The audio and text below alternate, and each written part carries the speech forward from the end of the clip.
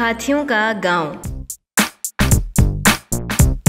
आपने अक्सर चिड़िया घर में हाथी को देखा होगा। कुछ बच्चों ने इस पर सवारी भी की होगी। यूं तो चिड़िया घर में हर जानवर की रौनक है। शेर ना हो तो जंगल का बादशाह किसे कहें। इसी तरह रीछ और बंदर का अलग मकाम है। बच्चे बंदर की शरारतों से बहुत महजूज होते हैं। सबसे प्यारा और मासूम जानवर हिरन है। जब शरारत करते, आपस में लड़ते या कलांचे भरकर भागते हैं तो बहुत से दिलों को भा लेते हैं। दरियाई घोड़ा हर वक्त पानी में घुसा रहता है। उसका पानी अक्सर गंदा और बदबू वाला होता है। कोई भी जंगल और चिड़िया घर हाथी के बगैर अधूरा है। ये इंसान का सदियों का साथी है। वो इन्हें जंगलों में इस्तेमाल करता आ रहा है। वजन उठाने और उसके दांतों से मुख्तलिफ औजार बनाने का काम लिया जाता है। हाथी मेरा साथी, जिंदा हाथी लाख का, मुर्दा 100 लाख का जैसी मिसालें भी इससे वाबस्ता हैं। पहले जमानों में मीलों के हिसाब से घने जंगलात हुआ करते थे। दरख्तों झाड़ियों की बहुतात होती थी। जानवर इनमें खुशो खुरम रहते थे। अब टीवी में जंगलात दिखाई जाते हैं। कहीं कहीं दरख्त नजर आता है और कुछ झाड़ियां अब तो लकड़ बक्कड़ भी दूर से नजर आती हैं।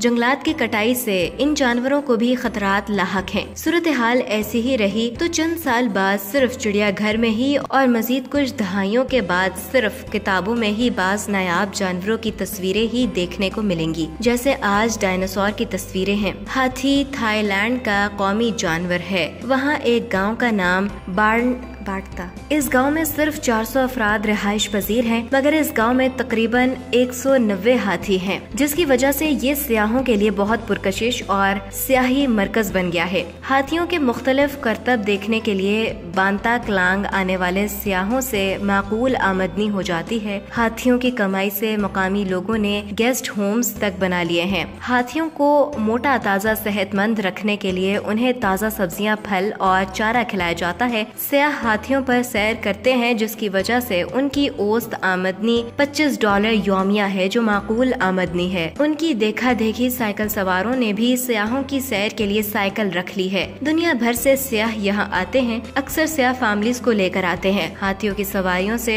बच्चे ज्यादा महजूज होते हैं। यहाँ हांगकांग से आने वाले एक सियाह का कहना है कि वो अपने अहले खाना को हाथियों के दीगर पार्क्स में भी सैर करा चुका है। मेरे ख्याल में सैर व तफरीह के लिए ये गाँव अपनी मिसाल आप है। सैर तफरीह के लिए ज्यादातर जर्मन, बरतानवी और रूसी बाशिंदे होते हैं। थाईलैंड में पहले हजारों हाथी घूमते दिखाई देते थे, मगर जंगलों की कटाई और गैर कानूनी शिकार ने उन्हें सैकड़ों की तादाद तक महदूद कर दिया है। थाईलैंड की मुख्तलिफ तंजीमें ऐसी कोशिश में हैं कि वो चंद ऐसे गाँव सियाहों के लिए मखसूस कर लें ताकि सियाहों की आमदोरफ्त से उन्हें माकूल आमदनी हो सके। थाईलैंड के शहर सोरन में हर साल नवंबर एक बड़ा मेला लगता है, जहां मुख्तलिफ शहरों से हाथी शिरकत करते हैं और दुनिया भर के सियाह सैर व तफरीह के लिए आते हैं।